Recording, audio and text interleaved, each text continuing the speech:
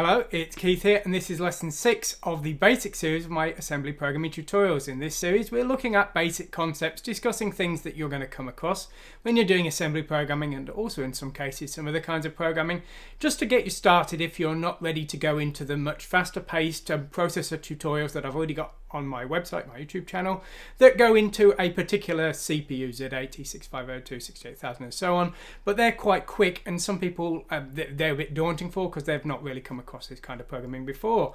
This series is entirely based on the first chapter of my book, so if you like what you're seeing and you want some print information to read through, or if you just want to support my channel, then you can buy my book in print form from Amazon, so please consider doing that. Now, last time we looked at our assembler as a basic concept and what kind of stages we might need to be involved in from getting our source code into a final running program, and some of the other programs we might need along the way and things we might want to bear in mind.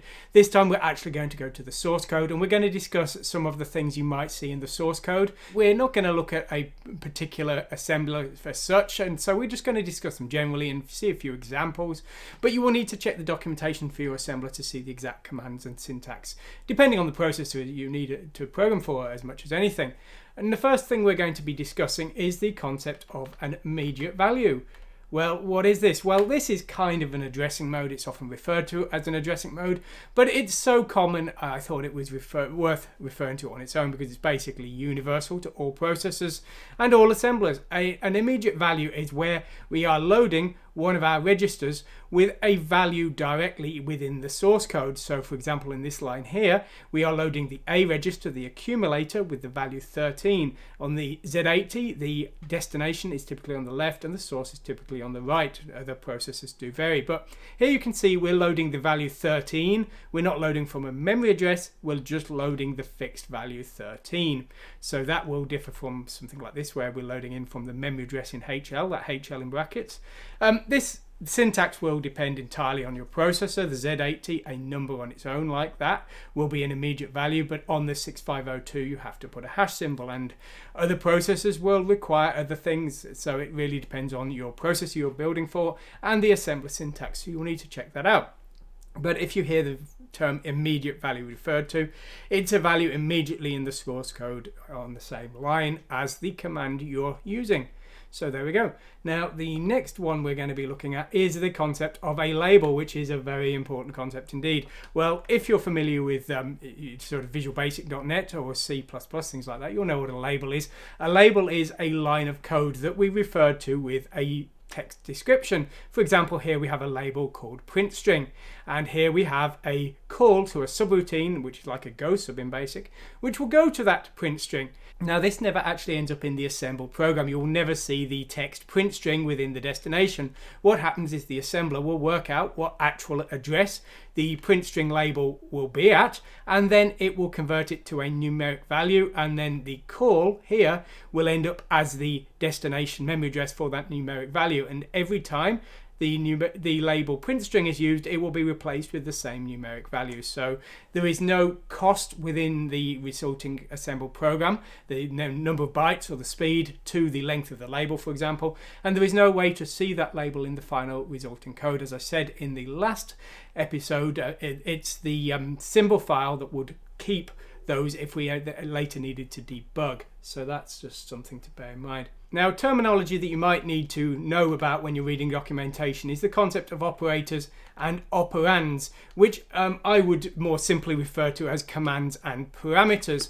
Now, operators are just our assembly commands, our load commands, our add commands like inc, and our subtract commands. All of these are referred to as operators, and these have something referred to as an opcode, which is the abbreviated names of the commands that you will often see. Inc is short for increment, and LD is short for load, things like that. So those are the abbreviated forms of our commands. These are sometimes referred to as Memnonics.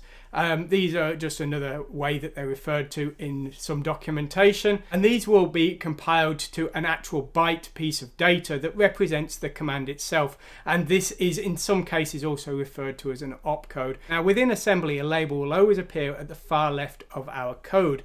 The commands will typically need to be indented either by spaces or tabs, so that's how the assembler will detect the difference between a command and a label. If we forget the tabs or spaces on our command, it might be mistaken for a label, and VASM actually has a function to warn us of that potential mistake.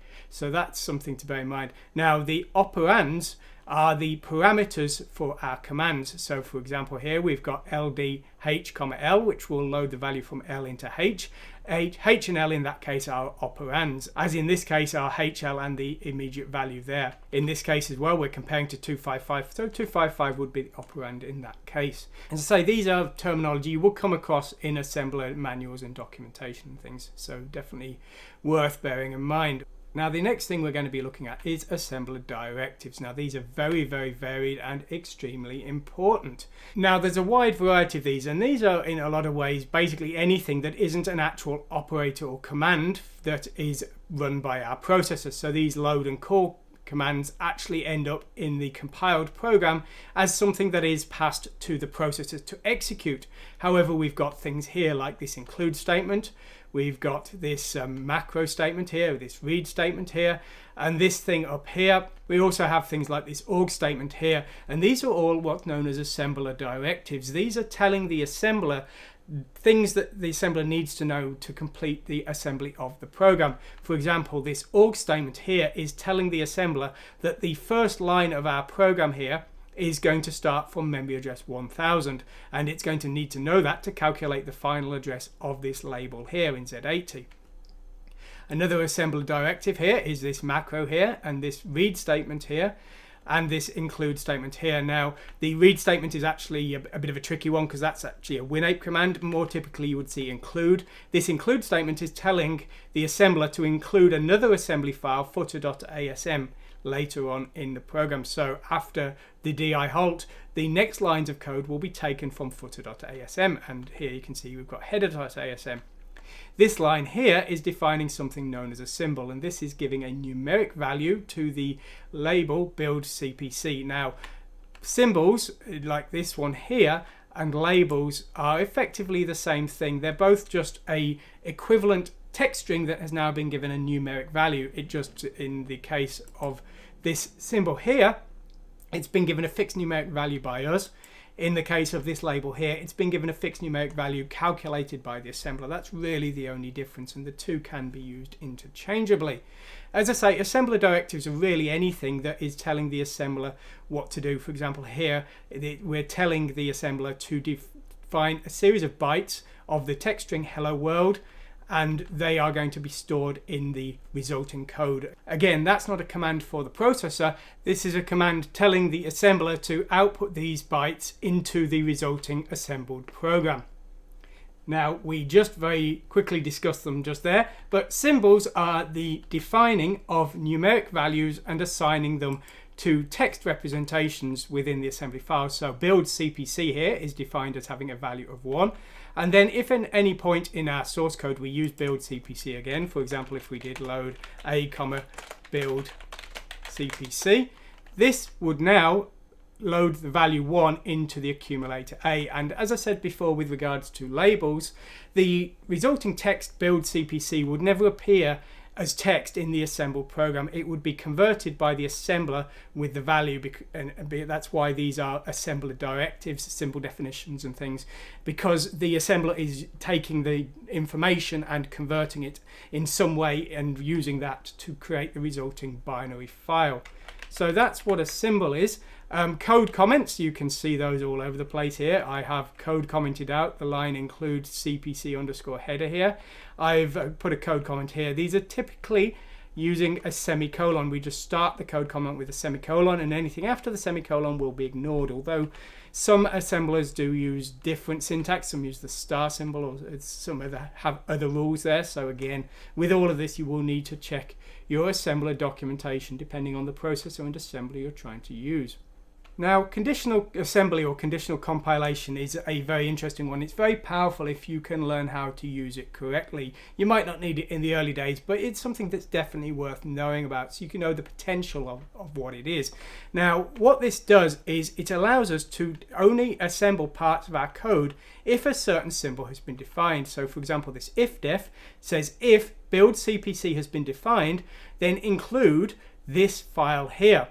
Otherwise, if build GMB has been defined, include this file here, and so on. And then all we need to do is at the start of our program, depending on what we're trying to do, define one of these symbols. So for here, we've defined build CPC to equal 1. Now, when we then assemble a program including this, this will then, because that symbol's been defined, include this CPC header here.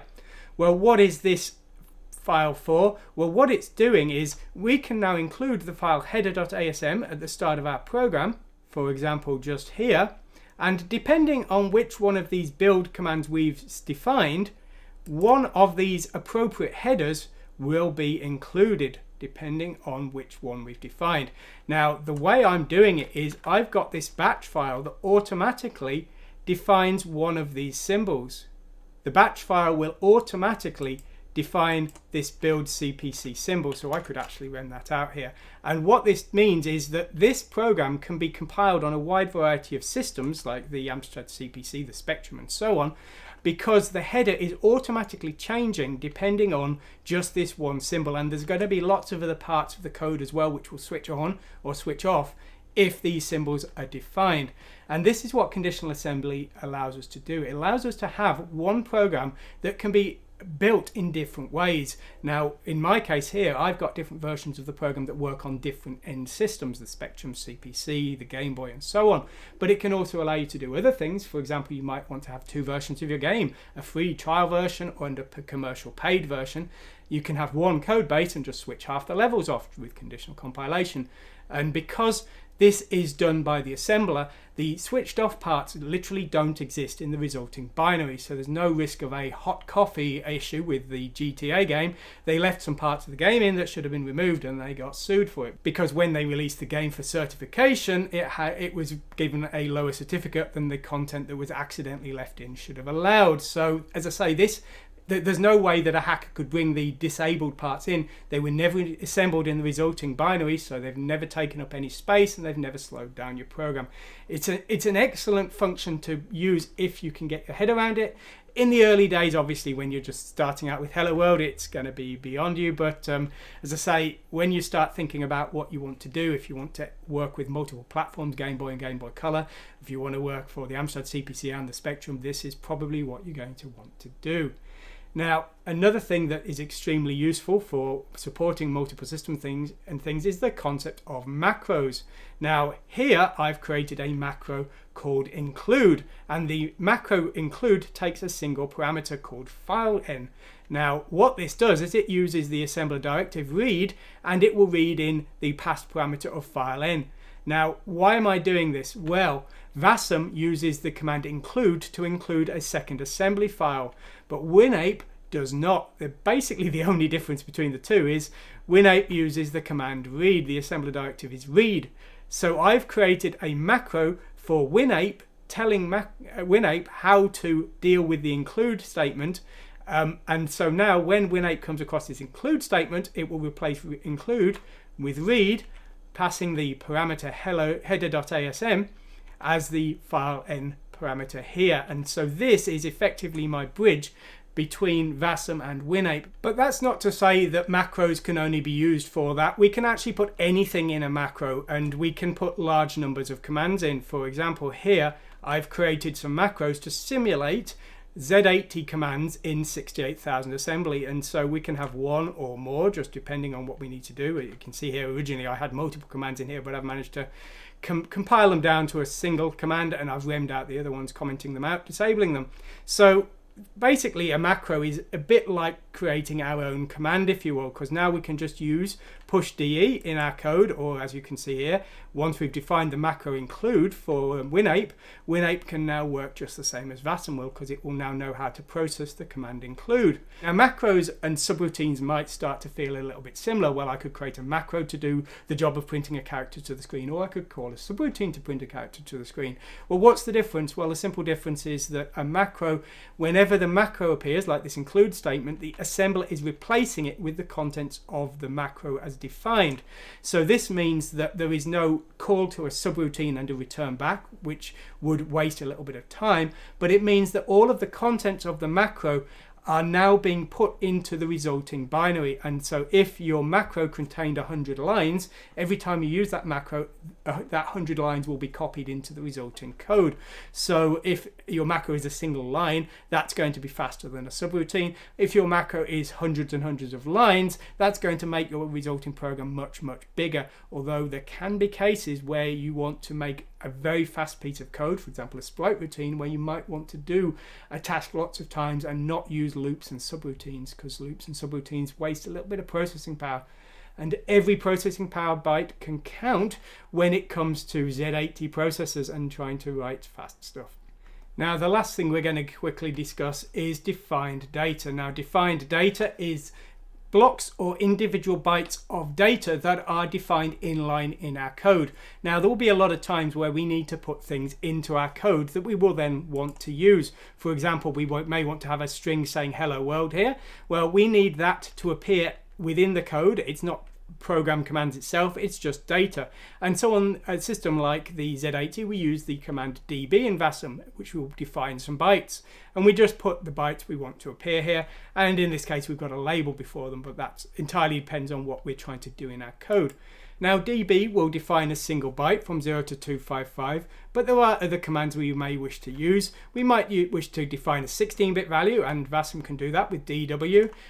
You might define long 32-bit values on a system like the 68000 as well. It will entirely depend on the processor you're working with and the assembler, so you really need to check your assembler documentation. It does vary wildly what is defined as being a byte, a word, and a long, are just depending on the system processor. So you do need to check your documentation, but there will pretty certainly be some kind of way of defining data inline in your assembly file. The alternative, of course, is to include a binary file. Now you can't use the include statement. There is usually an alternative command like incbin or binclude, just depending on your assembler, to include a binary file. So if you had a WAV file, for example, you wanted to include, or a BMP file or something, you could include that, of course, provided you've got the software in your assembly to actually handle that file. You just can't include random files. Now, in these cases, we're defining bytes, and we're giving those individual bytes numbers, and here we're defining words, and we're giving those individual words numbers. So they've got fixed values that are being defined one at a time, but there will also usually be some kind of way of defining a sequence of bytes. Here we're defining a sequence of 126 bytes, and we're giving them all the same value of C9 here. So the first parameter there is the number of bytes, and the second parameter is the value for those bytes. Now if we just defined DS126, that would define 126 bytes of 0, which is often what we want to do, but in this case we're padding that out with a C9 there. So sometimes we might need to do something a bit different. So there we go. So that's all we're going to be covering today. We're going to be going into more assembler terminology next time, although we're going to be discussing next time more programming concepts, as opposed to really what we've been looking at today is the literal things you will see in the code, individual lines, what those lines actually are, as how they compare to each other and things like that. So I hope you've enjoyed what you've seen today. As I say, I've got a book you can go out and buy if you want to see more, and if you want an introduction in print to assembly programming. But if you would prefer, you can go to my YouTube channel, and if you search for the processor that interests you, if you search on YouTube for a processor in Chibi Akumas, you will probably find I've already covered it, because I've covered most processors these days. Anyway, I hope you've enjoyed this. Thanks for watching today, and goodbye.